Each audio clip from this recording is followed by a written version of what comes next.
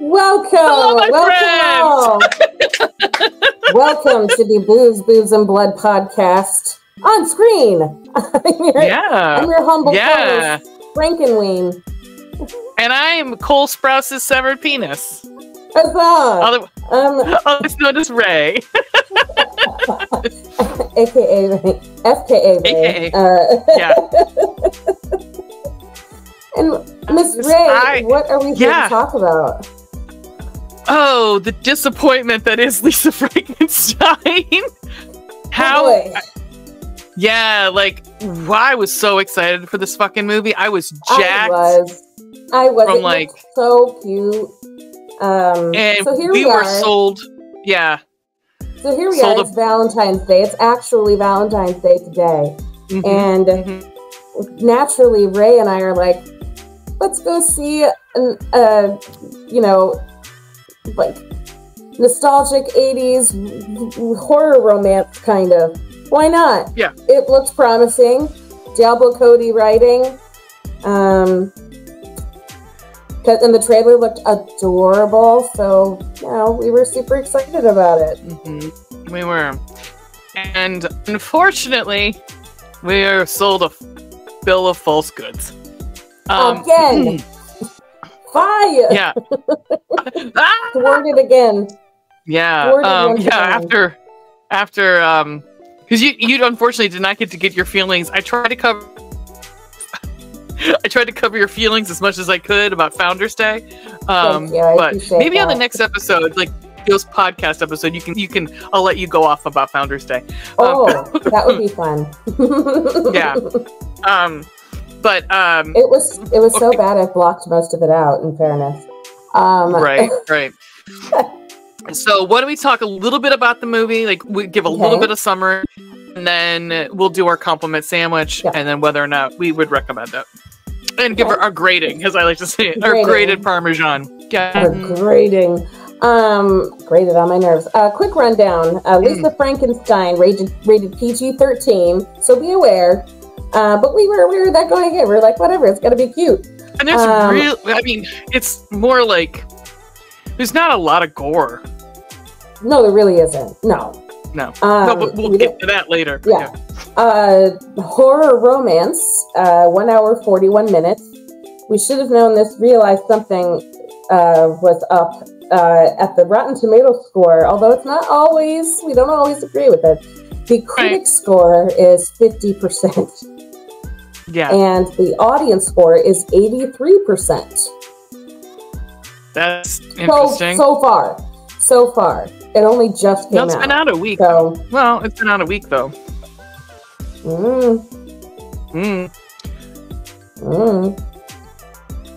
So we open in, it's 1989. And we, Lisa and her dad, Gil, have moved in. I thought it was Gil. Dale. Was it? Look again. That actor looked familiar. It doesn't fucking matter. Her dad. No, it really doesn't. No.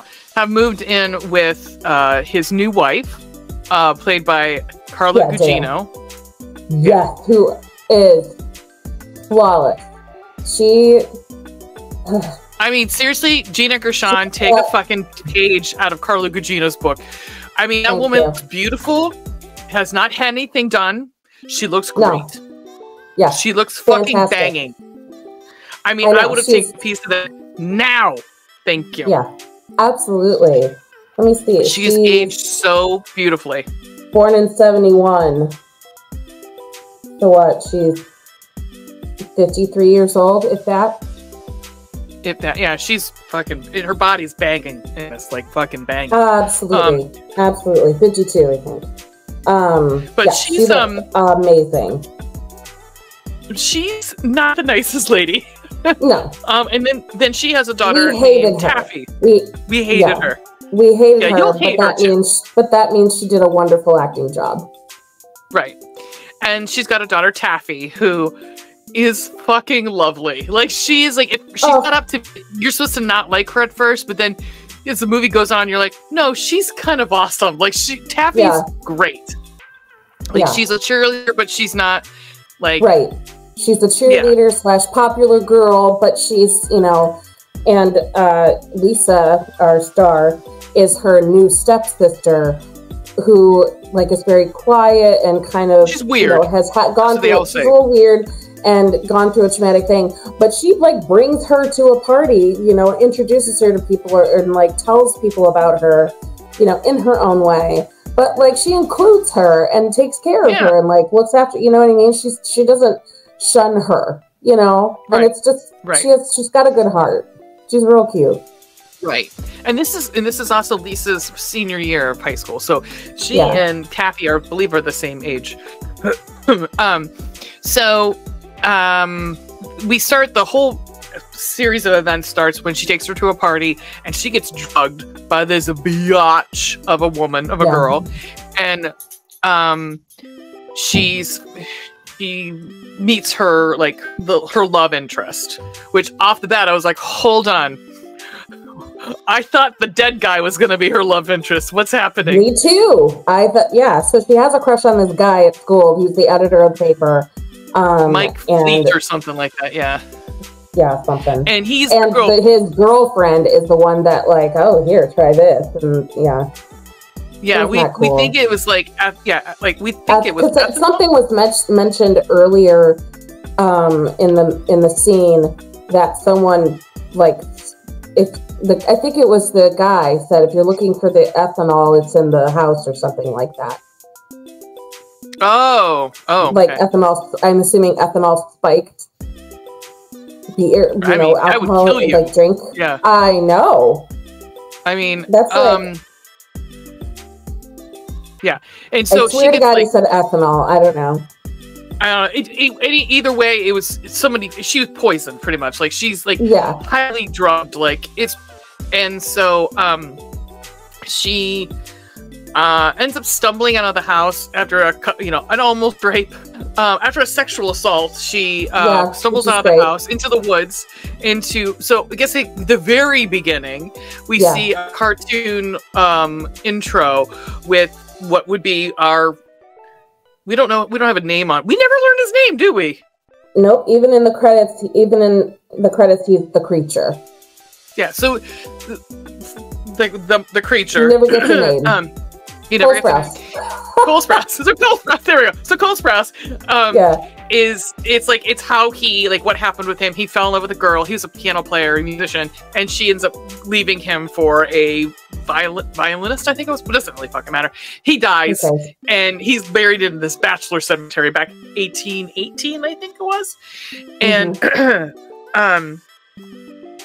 so she ends up wandering into this. She's also fixated with, because he's got this very nice like bust of himself. Bust, like tombstone. So she can, and then it's like, go ahead. Oh, I was like, and it's fucking Cole Sprouse. So like, hit the bust is of him, and he's attractive. So she's like all gothic and emo, because that's what at the time. Exactly. So she's like, she goes and she takes care of the grave site. She fixates like a faux romance with him, and she even leaves her mother's rosary on like the hand of the top, because it's like there's a hand there of the bust, and she lays it there to keep it safe or whatever. So she's totally romanticized this idea of this guy who's been dead over 100 years. And she says, and I don't remember this part because it all kind of blurred together, but she's like, and I didn't get this from what she said. She says to him, I want to be with you. And what she meant is she wants to be dead. I'm like, okay, I didn't get that. I didn't either. But later on so she ends up finding my home, although still fucking drunk / drugged. Dark and stormy night. Yeah. There's a huge thunderstorm, like very isolated storm that comes over the cemetery, and pretty much it's alive. Cole Sprouse. And the next day he shows up. Everyone's gone. He shows up at her house, breaks in, and he's all gross, nasty. Yeah, so gross. Yeah, he's all gross, and like he at one point starts to cry, and I guess saw that in the trailer, and I was like. I couldn't wait for that. It was in the trailer that like he cries at one point, and she's like, "Oh, you're crying." Oh God, you gotta stop crying. It smells so bad. It smells so bad. And then she makes him like take a shower, and then she's clothing him, and he's like, he's pretty gross at this point. Like he doesn't look like, you know, Cole Sprouse yet. Like he looks like a mummy almost. Like his eyes are sunken in, and but through a series of events throughout the movie, along with a tanning bed, through a series of events, he kind of regenerates or like gets younger looking, you know? Yeah, every time he goes into the So like every time he gets electrified, he gets hotter and hotter and hotter until he's Cole Sprouse. And the same time, like, so when he comes into her room and he's like, "I'm here, like, yay." Here I am. Here I am. It's like, "Oh no, when I wanted to be with you is I wanted to be dead. I didn't want to be with you like that." I'm like, wait, hold on. That's what sold me this ticket. This was what sold me the ticket, is that's what that was going to be. It was at that moment we knew. We fucked up. We knew. Yeah. I just have Ron Howard's Arrested Development narrator voice. Yeah. And that was the time they knew. It just goes downhill from here. It's so but I think as she hangs out with him and he gets like, you know, cooler, and like she finally has someone that she feels like she can talk to, because A, he can't talk back yet. No. And B, you know, she's already, you know, she's like caretaking for him in a way, and somehow like he's given her more confidence, and the more confident she gets, the like more sus she gets throughout the movie. Yeah. Like the shittier she gets. You know? Yeah, she becomes an ass by the end of it. You're like, Jesus Christ. Like, and the things that she does and she says to people, I'm like, am I supposed to like this character? Because I don't. Yeah. I don't right now. And there's a scene with a vibrator that I'm like, now that I come back and I step back and look at it, he doesn't know what that is. No. And now that I'm thinking about it, I'm like, she kind of But he knew what it would do. He knew what it was doing for her. Mm-hmm. Yeah. Because he's not dumb. And it's said that he did have sex once. So he understands the mechanics. He just doesn't understand what this thing is. But she likes it, and whatever. It's just not cool. Like, I'm like, the more I think about it, I step back, I'm like, he really can't consent. Really. No. He can, but he can't. And I'm like, I don't. And then the way she treats him afterwards, I'm like, this sucks. Like, this really sucks. Because you know, right? I mean, obviously, he came to her house and he realized that he's falling. Like, he's in love with her. Yeah, he's in love with her. Yeah. Off the bat. And and all she's doing is talking about this Michael guy. Michael this, Michael that. I should have sex with Michael. You know, nowadays you can have sex that's out of wedlock. In fairness, Michael is very cute. And they are very flirty. But this guy, you know, he's right there. He came back from the dead for you. You know, that was the whole theme of the movie. That, like, she was pining after this fixated true love of some sort. And he's there. And she's like, oh, not really, though. And... Right. What? Right. Yeah, so why... What? Okay. And besides the fact that, like, the lengths that she goes for him, I'm like, you have to be in love with this person. Yeah. Right. But the whole time it's okay. So I think that, honestly, I don't want to get into any of the deaths or anything like that. Exactly. I was thinking that's exactly good. That's good. Yeah. All right. So, let's do a compliment sandwich. Yeah. Okay. All right. A compliment sandwich. So we usually dogs are barking. We can make it real quick. A compliment sandwich. We usually start with the top bun, something we liked about the movie. Meat, is going to be pretty long. What we didn't like about the movie, and like we end on a high note. So at the bottom bun is, again, just one little thing that we liked. All right, would you like to give me your top bun? The feel, and I got this from the trailer. The feel of it, like if anybody's concerned, it is PG-13. And if anybody's concerned about, like, I don't like horror movies, is it going to be too ick for me? It really isn't. It very much gave me Edward Scissorhands vibes, you know? Mm-hmm. Yeah. In that it was like 80s and colorful, and it's very bright. Yeah. And he's this, I mean, if they could have painted him any more like Johnny Depp, I mean, like with the sunken eyes and the pale makeup, right. And the hair too was exactly like Edward Scissorhands. And the silent, sweet guy, you know. Mm-hmm. So I appreciated that you know, that kind of touch, that vibe.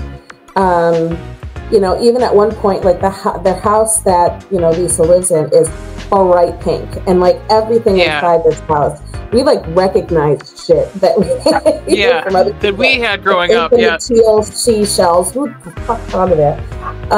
So I appreciated that vibe. You know. Yeah. For me, the soundtrack's pretty great. The soundtrack's pretty great. Yeah. Yeah. I mean, this movie was sold on When in Rome, The Promise. I mean, it was sold on that. I mean, I was sold on it, and I was like, I fucking love this song, and this looks awesome. But there was a lot of good stuff. The Promise, and REO Speedwagon's I Can't Fight This Feeling Anymore. There were different versions of it in the movie. Yeah, there was a couple different covers of like a bunch of different songs, because there's another one later when I started singing, and I was like, yeah, but the music's pretty when great. She initially goes to the graveyard, and it was like I heard you singing it next to me, and it was like I can't remember, like You Were Sunshine, I Saw Rain, something. Oh yeah, it's Fire and Rain, isn't it, by James Taylor? Yeah. But it was sung by a woman, I think, and it was like a nice, like, acoustic version. Yeah. But yeah, so the soundtrack's baller. That's my top one. Great. All right, let's get to our meat. All right. Let's get to the double roast beef and cheddar. The Dagwood sandwich. Yep. Yeah. You guys. The empathy for the main character goes bottoms out. Downhill. It totally bottoms out. Where by the end, you're just like, I'm out. I have no sympathy for you. I don't care what happens to this girl. I cared what happened to Cole Sprouse. I did not care what happened to her. Like, I was like, if she ends up murdering him as a fall guy for all of this, I'm really pissed. There were no consequences to her actions. Nope. She did not seem to show remorse for anything. Nope. You know, so it was like, it was hard to be on her side. It was hard to buy that. I don't like that. For me, it was hard. Like, your suspension of disbelief. Like, the suspension of disbelief only goes so far, right? I will suspend my disbelief that that Cole Sprouse was brought back to life. But the fact that there's no police coming after her and they go home and have sex in her own house and empty house. Okay. No. An empty house, right? I mean, suspension of disbelief only goes so far. And I mean, again, we're suspending the belief that he's not just a bag of bones in the ground. Like, there's no meat on cartilage on his body in real life. Like, it would be a skeleton. So, but yeah, there were you even I think had mentioned, like, or maybe I thought about it. I don't know, that, like, you touched on, like, you know, along the same lines of suspension of belief is like, oh, he's totally okay with electronics and light and, you know. Yeah, I was like, how is he not having like seizures from just like cars and electricity and. Get out of here. No. Yeah. No. They'd have, like, it would be like, I mean, there was more of fear of what of the future when they landed in fucking Bill and Ted than it was here. Like, at least Socrates was like, what is happening? You know, like, what? Like, you know? Right. And Napoleon going to a water park. God, I just watched that movie. I haven't watched it forever. No, that was a damn good movie. It was so fun. Yeah, I mean, the writing is not very funny. It's like there's some comical stuff, but I was not laughing like I thought I would. Yeah, and it wasn't. And that speaking a lot of it falls flat. But talking about surprisingly, Bill and Ted reminded me that like I can understand too that like okay, this was just for fun. This was supposed to be a fun movie. Mm-hmm. But that didn't outweigh, you know, all the shitty things that were happening. Like it didn't outweigh it. Yeah. You know, you're supposed. Right. Yeah. Yeah, it's just, unfortunately, I think it's Diablo Cody trying to be cool and missing the point. Yeah. It was a lot of it fell flat. Yeah, yeah. Unfortunately, the bottom bun fell off of my sandwich, so because it was so sloppy. The only thing I'm gonna say that I liked was Cole Sprouse. I think he did a really good job with not having any fucking words to speak. Like, he finally talks at the very end. And it's Cole Sprouse, and he's adorable. Like, he's so handsome, and he's so charming. And he's charming without saying a word, just grunting. Like, you fall in love with him, and you're like, how is this, like, possible with a character who doesn't speak? I mean, like, you can do that, obviously, but, like, he's a creature. He's an undead person, but I think and Catherine Newton, at the beginning, was very charismatic, and you kind of, like, felt for her. I really liked her. But honestly, the star of the fucking movie is Taffy. The girl who plays Taffy is fucking fantastic. She and Cole Sprouse, they're both great. Liza Soberano was Taffy. Yeah. They star players, really were. Star player, yeah. Yeah. Yeah, and again, Cole Sprouse, not bad on the Ojos, man. Whew! Again, he's 31, so I can say that. Exactly. Yeah. I'm looking at, other people on the cast to ring any bells for me, and it's not. Fine. It was fine. I don't think it was fine. All right, let's do our ratings, and then, well, actually, would we recommend? I would not. I would recommend it if it's on streaming for free. Sure. If you don't have anything to invest in it, sure. And you have an hour and a half to kill, it's cute. It has a cute it's not something I'd put. If you're a huge Cole Sprouse fan, sure, go for it. Yeah. But like, I think they're trying to set Catherine Newton up as the next horror person, and I've seen her in stuff that I liked. So it's just this one just wasn't. In fact, we going to this movie, we saw a preview of a movie that we want to see that she is in. What's it called? Abigail? Abigail. And ballet dancer vampire. Can't wait for that. I believe she's the lead in Freaky, that came out a couple years ago from Blumhouse, where it was him, Vince Vaughn. She and Vince Vaughn trade bodies, and he's a serial killer. And so Vince Vaughn. Yes, that was her. Oh yeah. I think they're setting her up. And they're setting her up to be this, and I think she can pull it off. This movie just wasn't. It just wasn't for her. I don't think this one was. She was in Big Little Lies, which it's on my list to see. I still haven't seen it. Just because of the star-studded cast alone, I want to see it.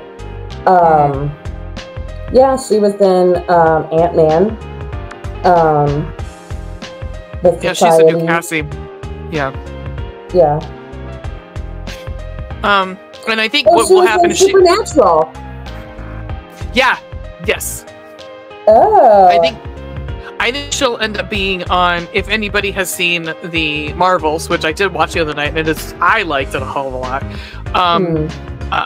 They're going to be like I think it's the Young Marvel, or the Young Avengers, I think is what it's called. The group that Miss Marvel puts together. They would probably be bringing in Catherine Newton to play her part, play Cassie. She was also in 2017's Little Women, anyway, as Amy March. Anyway. Oh, okay. Yeah. Okay. So I know you've seen that. I haven't seen it. I've seen it a number of times and cried. I mean, everyone cries at fucking Little Women, but All right, so let's do our ratings. Oh, Beth's dying. Beth's dying. You can't not. I know. Come on. I did that play in high school. Did I ever tell you? No, I directed scenes from it, and it is so fucking sad. Oh, it is. All right, let's do our ratings. The ratings. Blood and gore. 1. It's not. There's some icky. There's some little ick, but like it's meant. Little ick. Yeah. It's kind of, but it's done in a funny way, not like a gross you out kind of way. Like there's bugs that fly off of him on occasion. Oh, the worm. I can't even think about that. So 1. It's fine. Spooky, scary. It wasn't meant to be scary. I think. No. It wasn't. I don't think it was meant to be. So I don't know if that's fair rating. Sex and nudity. 1. 2. I would say 2. 2. I'm gonna say 2 because there's a sexual assault. Sort of. There's a sexual assault. I'm gonna say yes. There are 2 sex-ish themes. There's also a penis. There's also a penis. Yep. Yeah. Cool. PG-13. Rock on. Yep. Oh, well, and also there's a vibrator and yeah. Adult themes. And masturbation. Yep. I'm actually surprised. I was going to say I'm actually surprised it was PG-13, but I guess not. Like it's not that. It wasn't. No. Whatever. It's got sexual themes. It definitely has sexual themes in it, but right. You don't actually see you see the shadow, and it's really funny actually. Yeah. That was funny. Fun and entertainment. Did we have fun?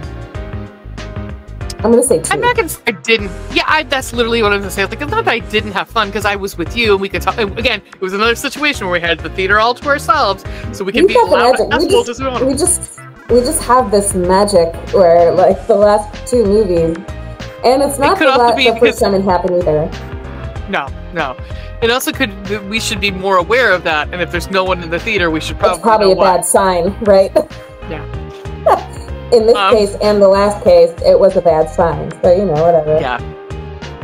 If I had to give this movie a rating, like a grading, I would give it a C-. I was gonna say the exact same thing. Yeah. I mean, it's not like badly made. It's just not great. It's well directed. It was the story that I did the character arc that I didn't like. Yeah. And again, what they sold, what the trailer looked like, is not what was delivered to me. No. I ordered something on the picture on Wish wasn't what I got. Exactly, from Temu. Yeah. And I got this shirt that I thought would be cool, and I got it in a 4X. Turns out it's a European size, so Yeah. Although this wig is from Temu, so I will give it that. Not everything is bad, I'm going to say. Not everything is bad. I used to order from Wish all the time. I had like a Bluetooth shower speaker that for $5 that worked for like a year, but I was like, that was worth $5. Sure, whatever. Sure. Fine. And it doesn't come for like 2 months, but that's okay. Yeah. All right. So that is. Wait, did we? Yeah, we both get. Right, so that's it for Lisa Frankenstein. And we have an episode coming up this week. Just released an episode. We're in the midst. We're halfway through Black History Month, and we just released our episode on the angry black girl and her monster. And there you go. Oh, if you want to watch a good modern Frankenstein movie, see that. Watch that movie. Yeah. Way better. Yeah. Leaps and bounds. Yeah, 100%. We also will be recording this weekend. We're coming movies are His House and Attack the Block. I am super stoked about these movies. I'm so excited. Yeah. These are going to be bad. I'm really excited. Yeah. And so you can find us a whole bunch of different places. You like this, please like and subscribe. Other than that, keep it spooky, bitches. Thank you. Bye.